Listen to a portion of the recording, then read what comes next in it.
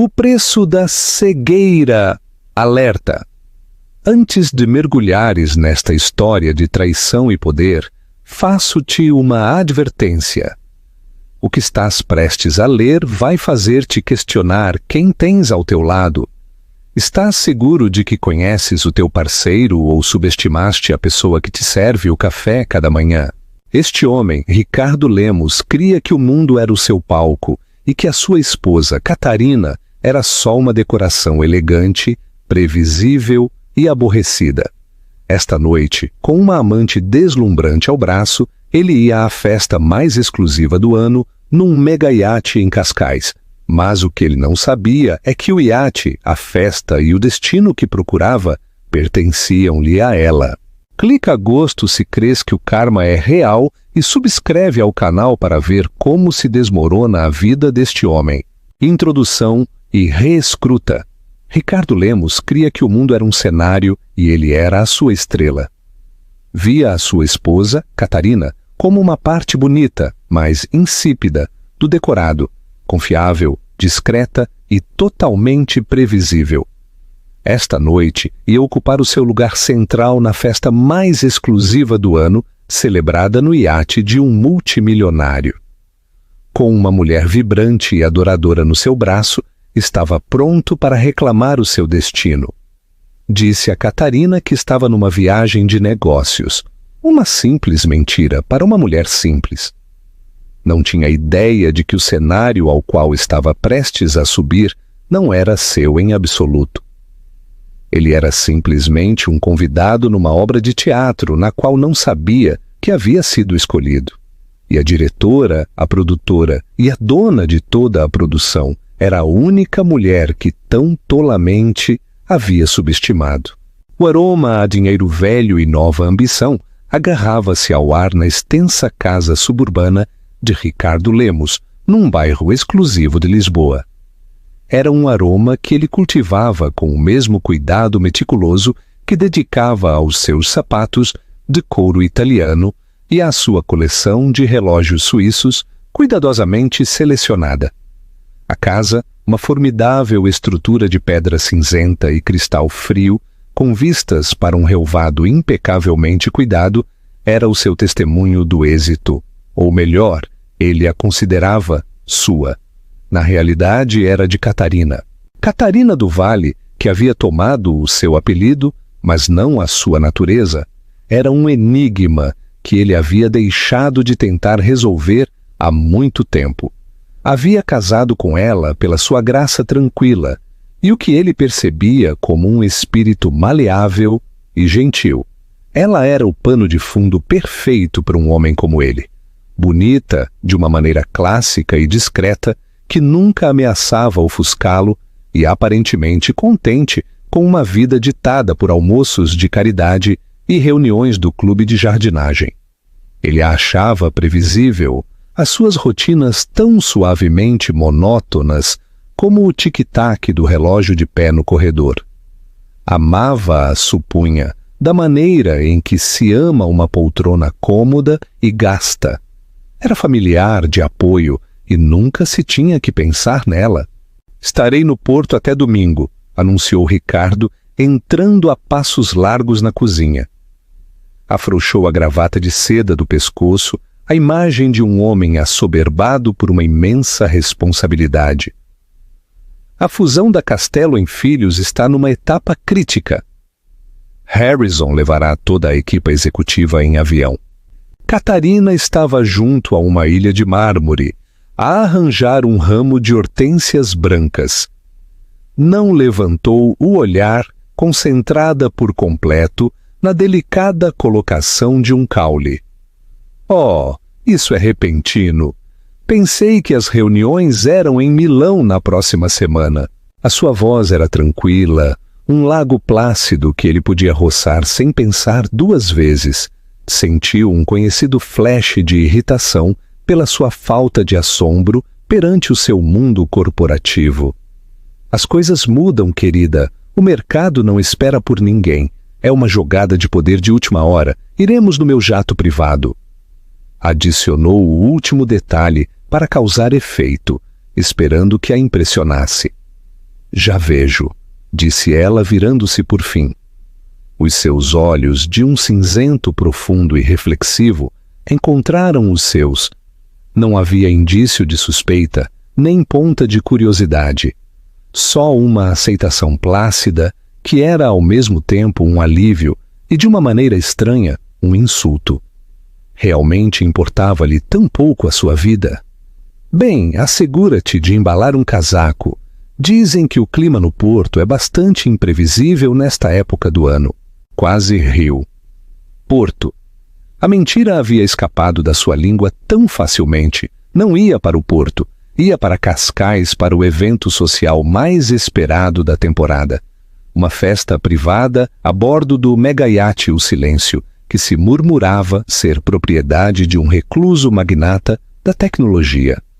O convite havia chegado através do seu chefe, Harrison Costello, e era o bilhete dourado que havia estado à espera. Esta era a sua oportunidade de conviver com os verdadeiros titãs da indústria. O tipo de homens que não só possuíam empresas, senão que moldavam economias. E não levaria a sua esposa, tranquila e sensata. Levaria Estefânia. Estefânia Santos era tudo o que Catarina não era. Era um fogo de artifício, de cor vibrante e risada forte. Tinha 26 anos, com uma cascata de cabelo loiro que não era de todo seu e uma ambição implacável que igualava a sua. Olhava para ele com a adoração de olhos abertos que ele sentia que merecia. Maravilhada pelas suas histórias de batalhas em salas de reuniões e aquisições corporativas. Ela era uma emoção, um acessório que gritava êxito muito mais forte do que a sua reservada esposa poderia fazê-lo jamais. Levar Catarina a uma festa como esta seria como levar uma bibliotecária a um concerto de rock. Ela não saberia como agir. Estefânia, por outro lado, havia nascido para o palco. Farei com que a senhora Alice prepare as minhas coisas, disse, dando por terminada a conversação. Inclinou-se para beijar a face de Catarina. A sua pele estava fresca e ela cheirava vagamente a lavanda e sabão. Era o aroma do lar, da estabilidade, e neste momento sentia-se como uma jaula. Não me esperes acordada esta noite. Tenho que trabalhar até tarde para me preparar. Claro, Ricardo, respondeu ela, a sua voz suave como seda. Trabalha arduamente e tem cuidado.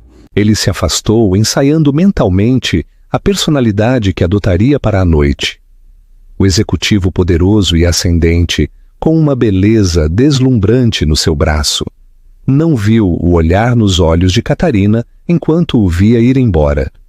Não viu que a superfície plácida do lago se ondulava, revelando uma profundidade que ele não podia imaginar. Não se deu conta de que a sua mão, a que não segurava um caule de flor, estava apoiada sobre um tablet elegante e encriptado, a sua tela a mostrar o manifesto final para um evento privado. Um manifesto que tinha o seu nome nele e, junto a ele, uma única e condenatória anotação: convidado não confirmado. Ela colocou cuidadosamente a última hortênsia no jarrão, a imagem da tranquilidade doméstica. A ilusão era perfeita e estava prestes a ser destroçada. O caminho para a coroação de um tolo. O caminho para Cascais foi uma sinfonia da autossatisfação de Ricardo. Sentou-se ao volante do seu Mercedes, um carro que havia comprado como bônus, sentindo o pulsar do motor como uma extensão física do seu próprio poder. Ao seu lado, Estefânia Santos era um espetáculo deslumbrante.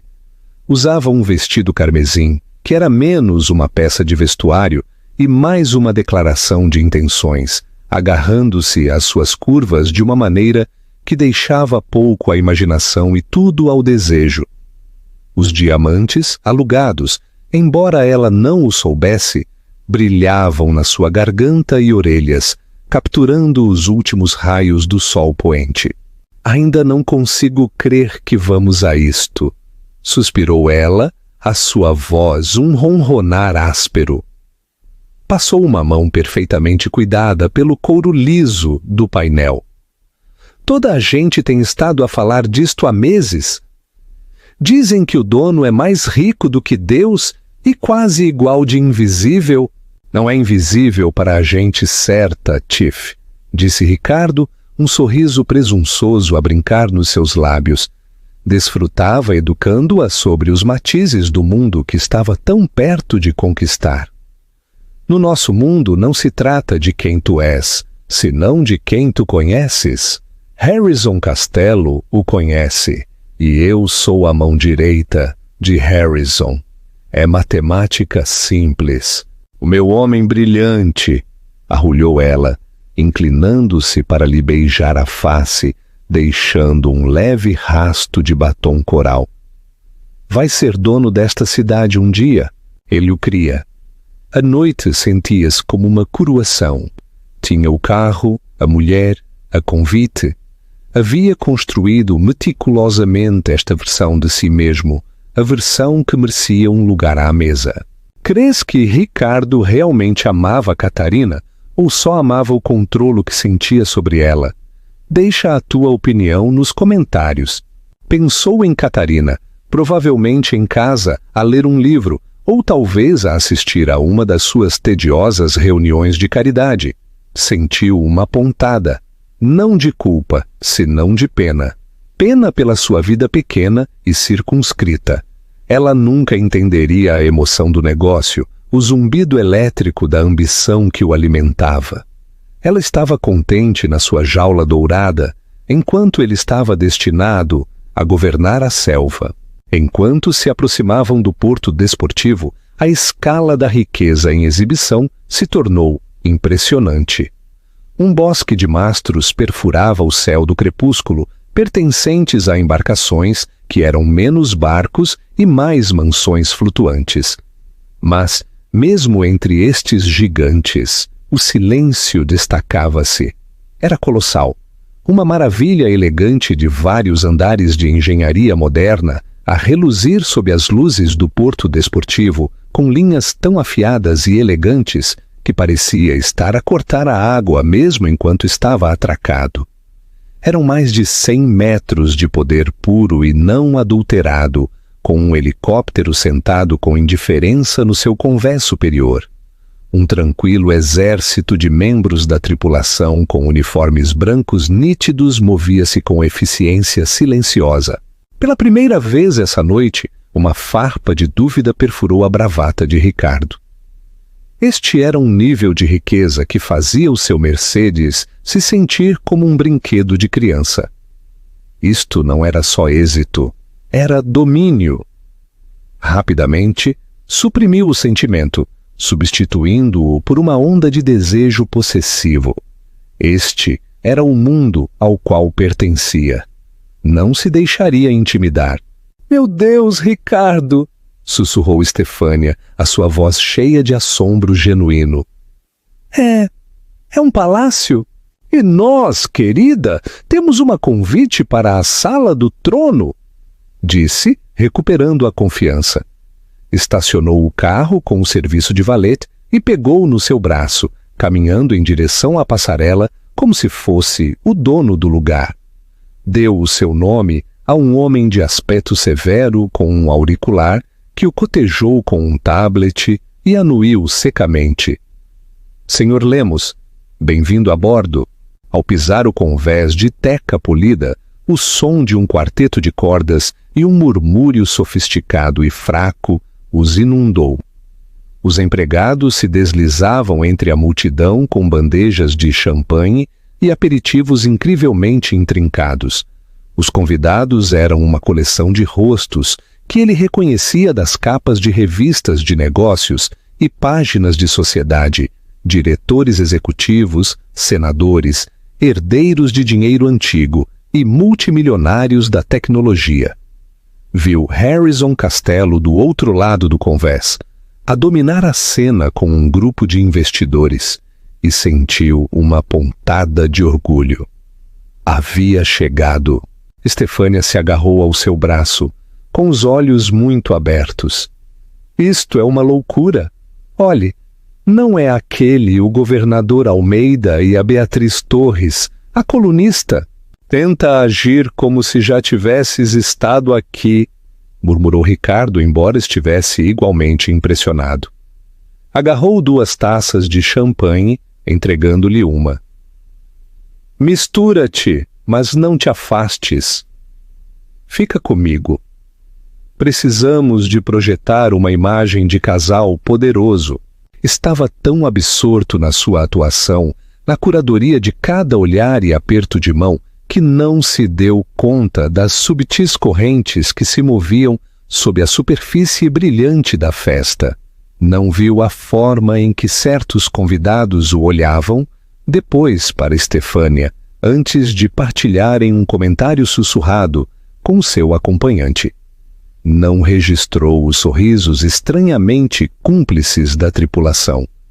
Era um ator num cenário, cegado pelas luzes do palco, completamente inconsciente de que a audiência já conhecia o argumento, conhecia a reviravolta e só estavam à espera que começasse o ato final e devastador.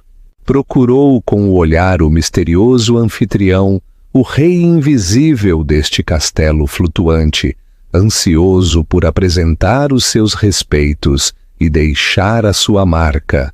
Não fazia ideia de que estava prestes a conhecer a dona muito, muito em breve, o desmoronamento dos alicerces. O ar no convés superior de O Silêncio era denso com o aroma, a água salgada e perfume caro. Ricardo, com Estefânia colada ao seu lado, como um acessório de designer, navegou pela multidão com uma graça predatória. O seu objetivo era claro: encontrar Harrison Costello, assegurar uma apresentação breve, mas impactante, ao seu anfitrião e solidificar a sua posição como um jogador indispensável na órbita de Costello. Viu Costello perto da popa, imerso numa conversa animada com um senador e um administrador de fundos de cobertura. Ricardo começou a dirigir Estefânia nessa direção, mas o seu caminho foi interceptado por um homem que pareceu materializar-se de entre a multidão. O homem era alto e impecavelmente vestido, com um fato azul marinho, à medida que provavelmente custava mais do que a hipoteca mensal de Ricardo. Tinha olhos escuros e inteligentes, um sorriso caloroso, mas inescrutável, e um ar de autoridade relaxada que o convertia no centro de gravidade imediato. Ricardo não o reconheceu. Era demasiado jovem para ser o dono recluso, raciocinou. Deve ser um filho ou talvez o chefe de pessoal. Ricardo Lemos, disse o homem, estendendo uma mão. A sua voz era suave e transmitia uma confiança fácil. É um prazer conhecer-te finalmente em pessoa. Sou Elias Lemos. Ricardo lhe apertou a mão, surpreendido por este homem saber o seu nome. Devia ser mais importante do que parecia. O prazer é todo meu, senhor Lemos. Esta é uma embarcação incrível. Os meus cumprimentos ao anfitrião. Fez um gesto vago, como se o anfitrião fosse uma divindade a flutuar no éter. O sorriso de Elias alargou-se ligeiramente, um brilho de diversão nos seus olhos. Estamos muito orgulhosos dela. E, por favor, chama-me Elias. Depois dirigiu a sua atenção a Estefânia. O seu olhar educado, mas breve. Uma rápida avaliação profissional que catalogou o seu vestido, as suas joias e a sua expressão ansiosa num só sweep. A frase era estranha. Não a tua encantadora esposa, ou a tua parceira. Só a tua convidada. Foi um désir subtil, quase imperceptível, mas feriu o ego de Ricardo. Estefânia, no entanto, não se deu conta.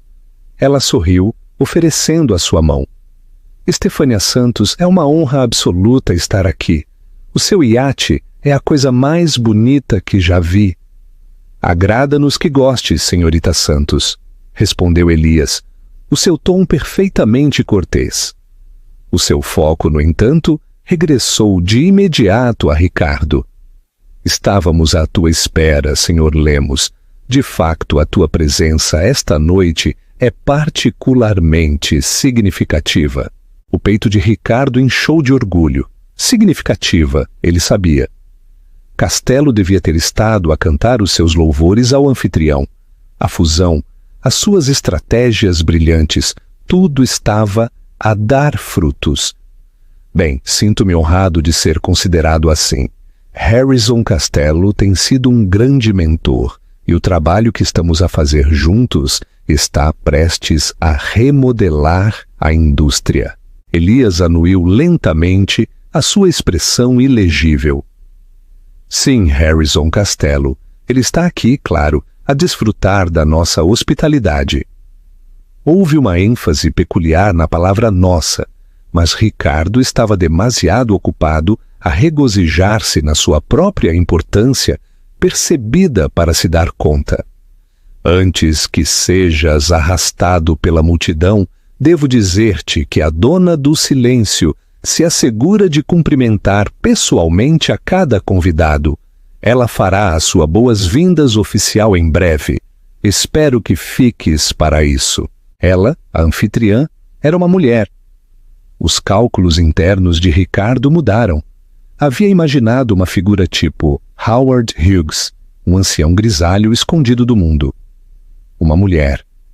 Isso era inesperado. Provavelmente alguma herdeira que havia herdado a fortuna do seu pai ou esposo. Fez com que a conquista fosse menos impressionante, mas talvez fosse mais suscetível ao seu charme.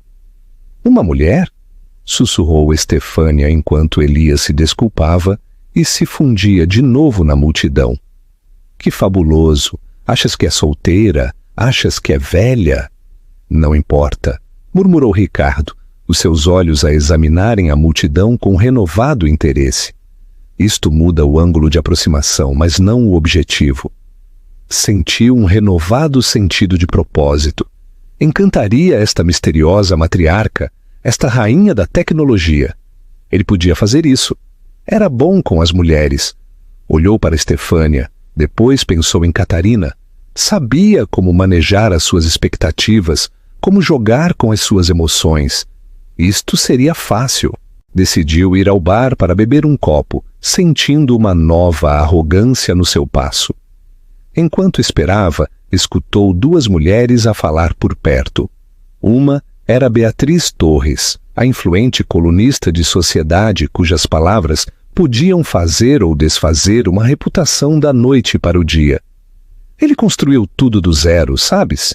Dizia Beatriz, a sua voz um sussurro baixo e conspirador. Não herdado. Dizem que começou numa garagem só 2 servidores, e uma ideia que todos diziam que era impossível. Escreveu o código original ela mesma. Incrível, respondeu a sua acompanhante. E manter-se tão privada durante tanto tempo, especialmente nesta época. É uma classe magistral de poder. Ninguém sabia sequer que aspecto tinha até há cerca de 1 ano. As orelhas de Ricardo se apuraram. Uma mulher feita por si mesma. Isso era uma besta diferente por completo. Mais formidável, mais interessante. Sentiu uma pontada de emoção genuína. Este era um verdadeiro par. Sentiu um repentino e agudo desprezo pelas herdeiras e socialites que salpicavam a festa. Esta mulher, esta dona, era como ele, uma construtora, uma visionária. Virou-se do bar, taça de champanhe na mão, e viu Elias Lemos de novo. Desta vez, estava de pé com Harrison Castelo, e a dinâmica era totalmente incorreta.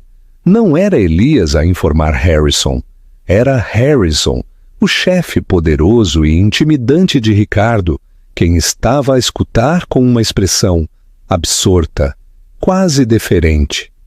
Elias estava a falar. E Harrison estava a acenar. A sua linguagem corporal era a de um subordinado. Um nó frio de confusão começou a formar-se no estômago de Ricardo. Quem raio era Elias Lemos? E por que o seu chefe parecia estar a ser chamado à secretaria do diretor? A realidade perfeitamente construída que havia levantado para essa noite estava a começar a rachar nos alicerces, e pela primeira vez sentiu uma premonição arrepiante de que ele não era a estrela deste espetáculo, senão um tolo que havia se metido no cenário errado. O quarteto de cordas fez a transição de Vivaldi a algo mais moderno e melancólico, uma subtil mudança na atmosfera da festa que refletia a crescente inquietude no estômago de Ricardo. Tentou descartar a estranha interação entre o seu chefe e Elias Lemos. Talvez Lemos fosse um investidor-chave, um sócio silencioso de imensa influência. Sim, essa tinha que ser. Era a única explicação que mantinha intacta a visão do mundo de Ricardo. Finalmente encontrou o olhar de Harrison Costello do outro lado do convés. Fez um gesto seguro com a cabeça, levantando a sua taça num brinde silencioso. A resposta de Costello não foi o sorriso caloroso e conspirador que esperava. Em vez disso, o rosto do seu chefe ficou tenso. Os seus olhos piscaram de Ricardo para a Estefânia, vestida de carmesim, e vice-versa. O olhar que lhe deu a Ricardo foi de profunda decepção, misturada com algo mais. Pena. Antes que Ricardo pudesse processar isto, Costello se desvinculou da sua conversação e caminhou em direção a ele. O seu passo era pesado, decidido. Lemos, disse, a sua voz baixa e tensa, desprovida da sua habitual jovialidade. Harrison, que noite! Uma reunião incrível! Disse Ricardo a tentar projetar um ar de pertença, sem esforço. Estava prestes a ir procurar-te. Ela é Estefânia Santos. Estefânia ofereceu um sorriso deslumbrante. Senhor Costello, é uma grande honra. Costello lhe deu um olhar tão fugaz que mal foi um reconhecimento. Os seus olhos frios e furiosos estavam fixos em Ricardo. O que raio estás a fazer, Ricardo? A pergunta golpeou Ricardo como um golpe físico. Desculpa. A trazê-la, sibilou Costello, a sua voz um sussurro venenoso que era de alguma forma mais aterrador do que um grito. A este evento, de todas as coisas arrogantes, idiotas e autodestrutivas que fizeste, isto leva o prêmio. Ricardo estava completamente desconcertado. A sua realidade cuidadosamente construída estava a desmoronar-se ao seu redor. Harrison, não entendo. É o meu par. É uma festa. Costello soltou uma risada curta e incrédula, totalmente desprovida de humor. Uma festa? Crês que isto é só uma festa? Tolo! Crês que o convite que te estendi era para que trouxesses o teu capricho do mês para ostentar? Convidei-te porque estava a tentar ajudar-te, a dar-te uma última oportunidade para salvar a tua carreira e talvez a tua vida. Assumi que terias a decência e a inteligência básicas para trazer a tua esposa. A minha esposa? Tartamudeou Ricardo, o nome a soar estranho neste contexto. Catarina! Por que ia trazer a Catarina? Ela não tem interesse nestas coisas. Ela não encaixaria. O olhar de desprezo no rosto de Costello se tornou mais profundo. Não encaixaria? Repetiu, como se saboreasse as palavras e as achasse repulsivas. Estiveste casado com essa mulher durante 10 anos e sabes tão pouco sobre ela que é, sem dúvida, o maior fracasso da tua vida. Tu vês uma dona de casa tranquila. O resto do mundo, o mundo que importa, vê uma das mentes mais brilhantes e poderosas da nossa geração. A cabeça de Ricardo dava voltas. Sentiu uma onda de tontura. O champanhe se tornou azedo no seu estômago. Isto era um pesadelo, uma piada estranha e incompreensível. De que é que estás a falar?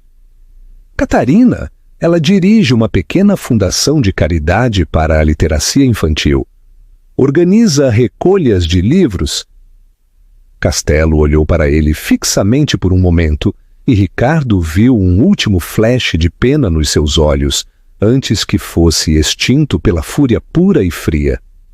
Estás acabado, Lemos, não só na minha firma. Creio que estás prestes a acabar em toda a parte. Virou-se e se afastou, deixando Ricardo ali de pé, com o rosto pálido, a mente a cambalear. Estefânia, que havia testemunhado todo o intercâmbio, parecia horrorizada. Ricardo, o que foi isso? Sussurrou ela, a sua voz a tremer. O que é que ele quis dizer com o da tua esposa? Ricardo não conseguiu responder. O seu olhar desviou-se pelo convés, que agora se sentia menos como uma festa e mais como uma arena.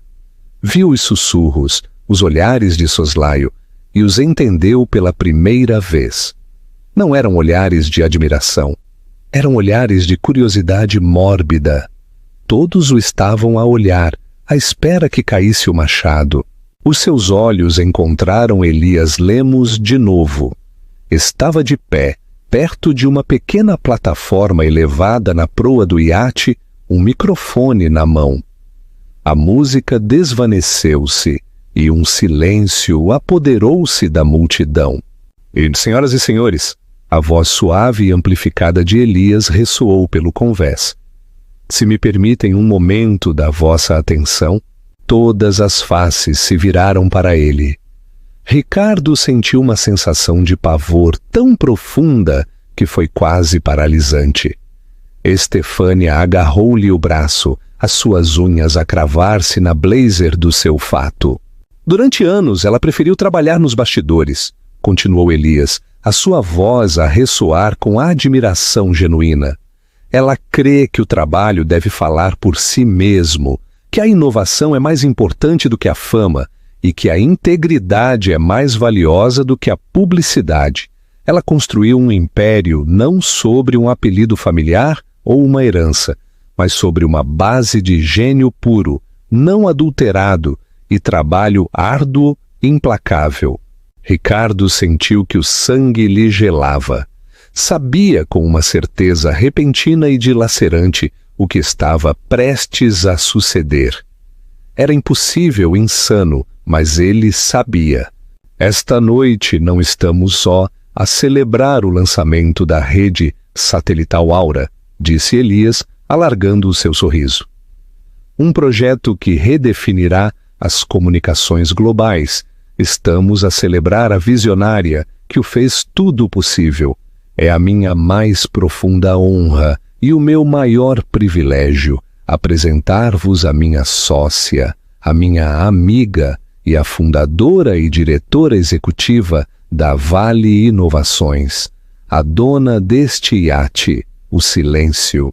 Elias se virou e fez um gesto em direção à grande escada que conduzia do convés superior. Um silêncio profundo caiu sobre os convidados reunidos. O coração de Ricardo martelava contra as suas costelas, como um pássaro preso. Seguiu o olhar de todos, e então ela apareceu. Desceu a escada, não como a mulher que arranjava flores na sua cozinha, senão como uma rainha que desce ao seu corte. A transformação foi tão absoluta, tão assombrosa, que por um momento a mente de Ricardo se recusou a processá-la. Esta não era a Catarina que ele conhecia. A mulher tranquila, quase simples, que preferia cardigan simples e sapatos sensatos, havia-se ido. Em seu lugar havia uma figura de poder e elegância impressionantes.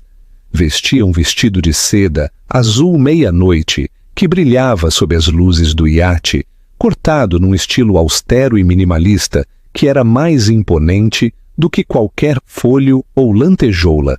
O seu cabelo, geralmente apanhado num simples coque, Estava penteado num chignon sofisticado e elegante que expunha a linha graciosa do seu pescoço. Um único e magnífico colar de diamantes repousava contra a sua clavícula, não uma bugiganga chamativa, senão uma obra de arte que falava de uma fortuna tão vasta que não tinha necessidade de ostentar. Mas não foi o vestido ou os diamantes o que deixou Ricardo. Foi o seu rosto. Os traços suaves e discretos eram os mesmos, mas estavam animados por uma confiança e uma inteligência que ele nunca havia visto antes. Os seus olhos cinzentos, que ele sempre havia considerado plácidos, agora continham um fogo agudo e analítico. Havia uma pequena sorriso cúmplice nos seus lábios, sorriso que não era cálido nem acolhedor, senão friamente triunfante. Esta não era a sua esposa. Esta era uma titã, uma força da natureza. A multidão rebentou em aplausos, uma onda de respeito e admiração, genuínos. Ricardo ficou congelado. A taça de champanhe deslizou dos seus dedos sem força e se fez em pedaços no convés de Teca. Estefânia soltou um pequeno arquejo, sufocado ao seu lado, o seu rosto uma máscara de incredulidade e horror. Catarina chegou ao fim das escadas, onde Elias Lemos a cumprimentou com um cálido e deferente beijo na face. Depois se aproximou do microfone, os seus movimentos fluidos e seguros. Os aplausos se apagaram lentamente enquanto se preparava para falar. Os seus olhos varreram os convidados reunidos, os poderosos e os influentes, todos eles a olhá-la. Depois, o seu olhar encontrou Ricardo. Olhou-o diretamente, a sua expressão imutável, os seus olhos sustentando os dele por um momento longo e silencioso, através do concorrido convés. Naquela única mirada, ele viu tudo. Os anos da sua condescendência, o seu desprezo, a sua crueldade casual, tudo visto, anotado e arquivado. Viu a paciência tranquila de uma mulher a jogar um jogo tão longo e tão complexo que ele nem sequer soube que era uma peça no tabuleiro. «Olá, Ricardo!»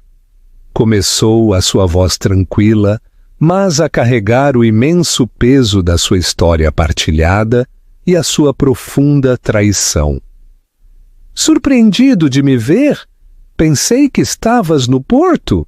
Só pôde olhar fixamente, a sua boca a abrir e a fechar em silêncio como um peixe ofegando por ar. As palavras falharam-lhe. O que é que podia dizer? Cada mentira, cada comentário condescendente, cada momento em que a havia subestimado, se reproduzia na sua mente num montagem humilhante a alta velocidade. «Tu, isto é...» tartamudeou finalmente. «Te como?» Uma leve sorriso de pena tocou os seus lábios. «Como?» «Enquanto praticavas o teu swing de golfe, eu praticava código. Enquanto estavas nos teus longos almoços, eu estava em negociações com capitalistas de risco. Enquanto te queixavas do meu trabalho de caridade, essa caridade da Vale Inovações estava a adquirir patentes e a assegurar contratos governamentais. Eu construí isto, Ricardo, tudo, e filo sendo consistentemente, completamente subestimada, especialmente por ti. Cada palavra era um bisturi colocado com precisão, dissecando o seu ego, expondo o homem patético por baixo do fato caro. A sua casa, sussurrou dando-se conta. Os carros, os meus bônus. A casa foi comprada pela minha empresa como residência executiva. Tu vives lá à minha discrição, afirmou ela, a sua voz desprovida de emoção. Era uma simples declaração de factos. O Mercedes, de que estás tão orgulhoso, foi um bônus pela assinatura de um acordo que fechei com uma firma de tecnologia alemã.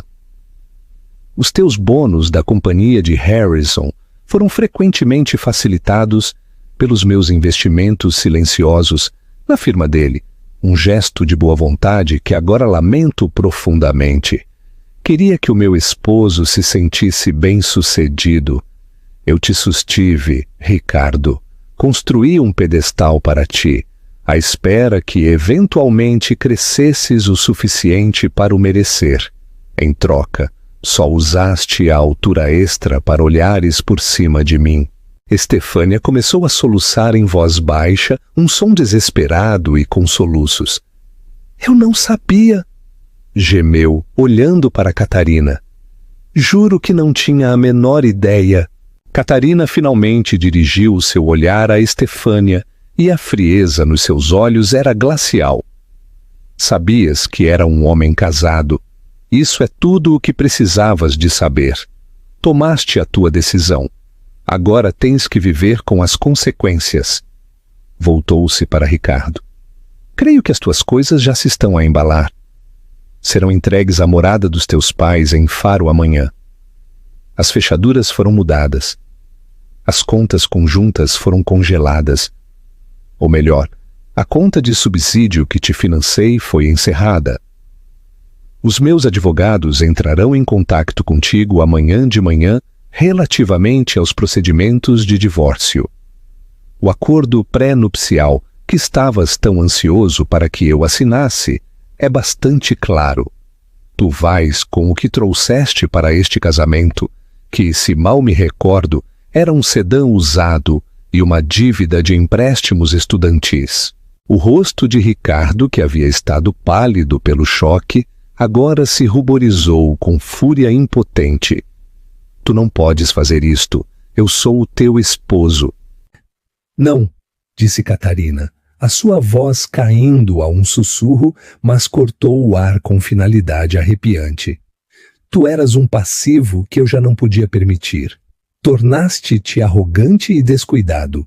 Esta pequena acrobacia desta noite, a trazê-la aqui, não foi só uma traição ao nosso casamento, Ricardo. Foi um risco comercial. Arriscaste envergonhar-me em frente aos meus sócios e investidores. Os seus olhos se dirigiram para Harrison Costello, que observava de uma distância segura. A propósito, Sr. Costello. Costello se aproximou, o seu rosto uma mistura de medo e contrição.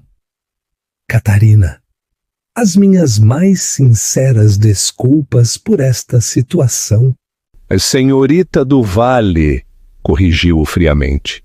E o meu pedido de desculpas não é o que o devia preocupar. A fusão que propuseste entre a tua empresa e a minha está, claro, fora de questão, permanentemente. Não posso, em boa consciência, fazer negócios com um homem que emprega pessoas com uma espantosa falta de juízo e caráter. Sugiro que limpes a tua casa, Harrison. Costello ficou branco. Ele entendeu a ordem perfeitamente. Olhou para Ricardo com ódio puro. Lemos, estás despedido. A segurança vai te escoltar para fora do edifício na segunda-feira de manhã. Foi o golpe final. No espaço de 10 minutos, Ricardo havia perdido a sua esposa, a sua casa, a sua fortuna, a sua carreira e a sua reputação. Não era nada, menos que nada. Era um conto com moral, um alvo de troça. É hora de ires embora da minha festa, disse Catarina, a sua voz a voltar ao seu tom tranquilo e imparcial. Fez um ligeiro aceno à sua esquerda. 2 homens grandes, com discretos fatos escuros, parte da equipa de segurança do iate, se materializaram ao lado de Ricardo. Senhorita do Vale, disse um deles, por favor, escoltem o Sr. Lemos e a sua convidada para fora do meu iate, instruiu ela. Assegurem-se de que apanham um táxi. Creio que o carro do Sr. Lemos já não é dele para conduzir. O corpo de Ricardo ficou rígido. A humilhação o inundou numa onda repugnante. Olhou à sua volta para os rostos dos convidados que agora olhavam abertamente, as suas expressões a irem da pena ao Schadenfreude. Isto era uma crucifixão pública. e ele era o evento principal. Deixou-se ser conduzido, uma Estefânia chorosa a tropeçar atrás dele. Enquanto o levavam pela passarela, de regresso ao mundo dos homens comuns, olhou para trás pela última vez. Catarina estava de pé no convés, com uma taça de champanhe na mão. As luzes do seu magnífico iate a emoldurá-la como um halo. Estava a falar com Elias, um pequeno sorriso genuíno no seu rosto. Ela não o viu ir embora. Ela já o tinha esquecido. Ele era um problema que havia sido resolvido, um assunto pendente que havia sido resolvido. O seu império estava seguro. O seu futuro era brilhante, e ele já não fazia parte dele. Se fosses Catarina, terias optado pela vingança pública ou por um divórcio silencioso? Comenta embaixo e diz-nos porquê. O legado de uma nota de rodapé. Os meses que se seguiram foram um estudo de descida para Ricardo Lemos. O nome que outrora abria portas, agora as fechava firmemente na sua cara. A história da espetacular revelação de Catarina do Vale e a sua própria defenestração pública se converteu numa lenda nos círculos de negócios, uma obra-prima brutal e brilhante de vingança e poder. Ninguém queria contratar o homem que havia sido superado tão completamente. O tolo que dormia junto a uma imperatriz e pensava que era uma serva, viu-se obrigado a retirar-se para a casa dos seus pais em Faro, um homem encolhido e amargurado que vivia no seu quarto de infância. Os fatos à medida foram substituídos por calças de ganga gastas, o Mercedes pela picape de 10 anos do seu pai. As chamadas de Estefânia pararam após uma semana. Ela tinha os seus próprios incêndios sociais para apagar, a sua própria reputação para salvar. Havia apostado num cavalo que não só perdeu a corrida, senão que desmoronou morto na porta de saída. Ele via Catarina, claro. Era impossível não o fazer. O seu rosto estava na capa da Forbes, da Wired, da revista Time. A mulher que construiu o amanhã, dizia um cabeçalho. A titã tranquila da tecnologia, dizia outro. Ele via as suas entrevistas, o seu estômago revolvido com um coquetel tóxico de inveja, ódio e um estranho e agonizante flash do que poderia ter sido orgulho. Viu-a falar em fóruns econômicos globais, aconselhar presidentes e lançar iniciativas filantrópicas que faziam o seu antigo e fabricado trabalho de caridade parecer insignificante. Ela já estava a mudar o mundo, tal como havia dito que faria. O divórcio foi rápido e clínico. Os advogados de Catarina foram impiedosamente eficientes. O acordo pré-nupcial se manteve firme, uma armadilha de aço na qual ele se havia metido tolamente, cego pela sua própria arrogância naquele momento, pensando que era ele quem tinha os futuros ativos a proteger. Ficou sem nada mais do que o peso esmagador da sua própria estupidez monumental. Entretanto, do outro lado do mundo, Catarina do Vale estava de pé no convés de O Silêncio, enquanto cortava as águas turquesa do mar Egeu. O sol era cálido no seu rosto e o vento chicoteava madeixas soltas de cabelo da sua elegante cauda de cavalo. Usava calças de linho branco simples e um pullover de cachemira azul, uma imagem de poder relaxado e sem fardos. Elias Lemos aproximou-se para parar ao seu lado, entregando-lhe uma chávena de chá. Os documentos finais chegaram esta manhã, disse em voz baixa. Está oficialmente terminado. Catarina anuiu, tomando um gole. Olhou o horizonte infinito onde o mar se encontrava com o céu. Bem, como te sentes? Perguntou Elias, a sua voz suave. Era uma das poucas pessoas que conhecia toda a história, que havia estado com ela desde os primeiros dias na garagem, a codificar até que os seus dedos estavam dormentes. Havia visto a dor silenciosa que havia escondido durante anos por trás de um sorriso plácido. Ela ficou em silêncio por um longo momento, considerando a pergunta. Não sentiu a alegria triunfante ou a raiva ardente que uma pessoa menor poderia ter sentido. Já não sentia ódio por Ricardo.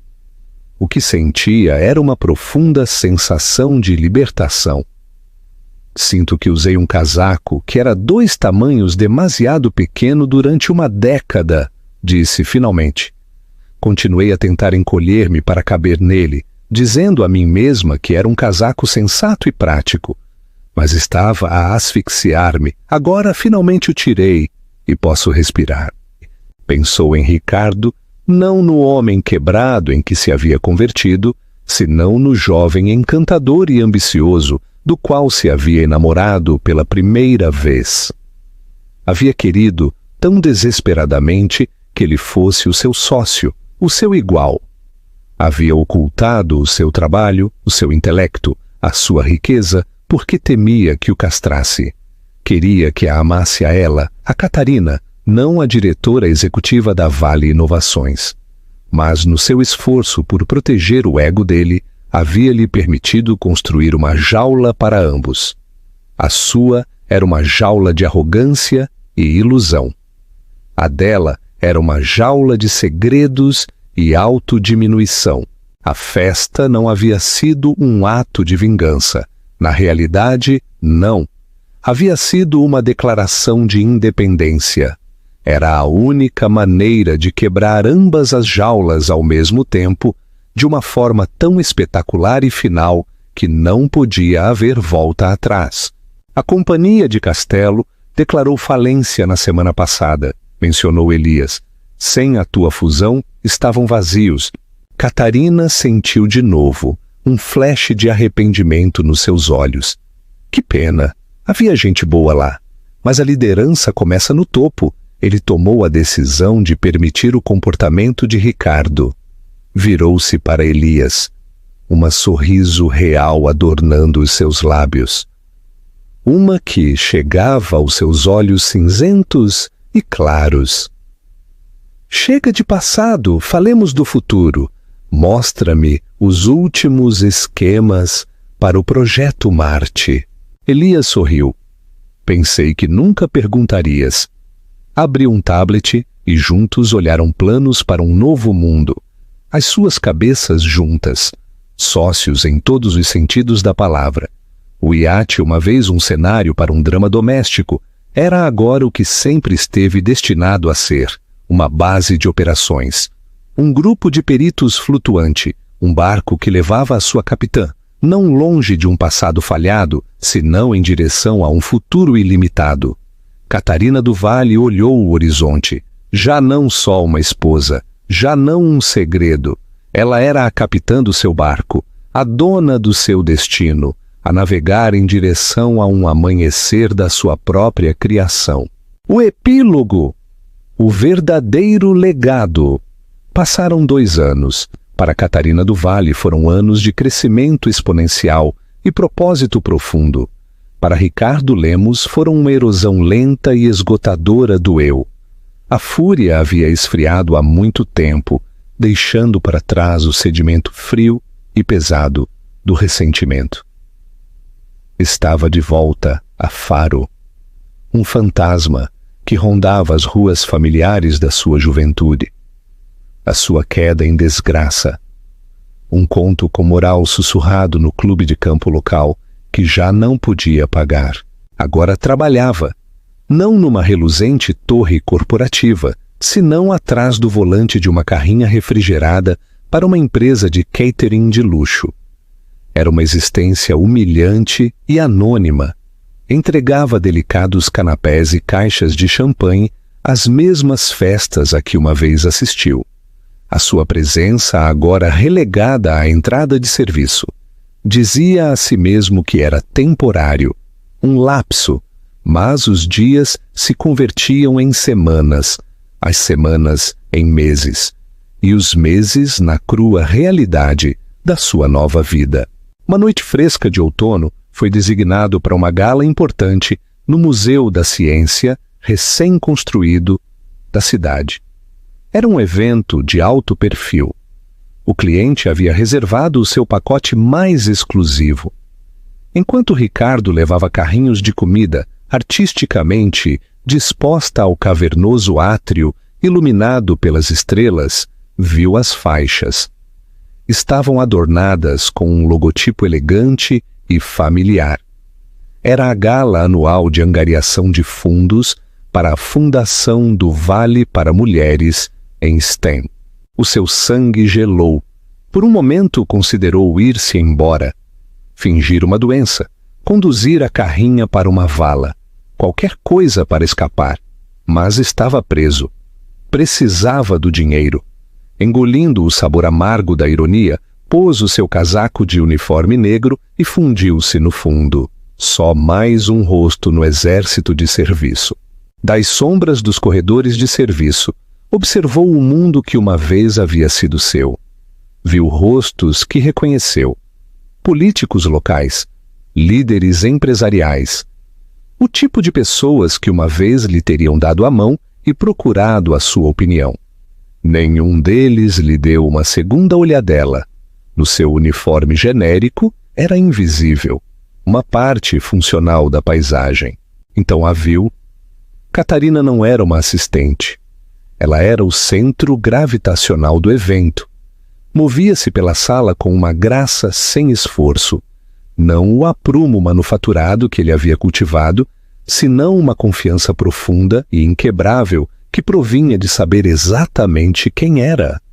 Ria com um grupo de mulheres jovens, os seus rostos brilhantes de assombro. Eram a classe inaugural de bolseiras do Vale, as mentes brilhantes que ela estava a financiar pessoalmente. Mais tarde, subiu ao palco.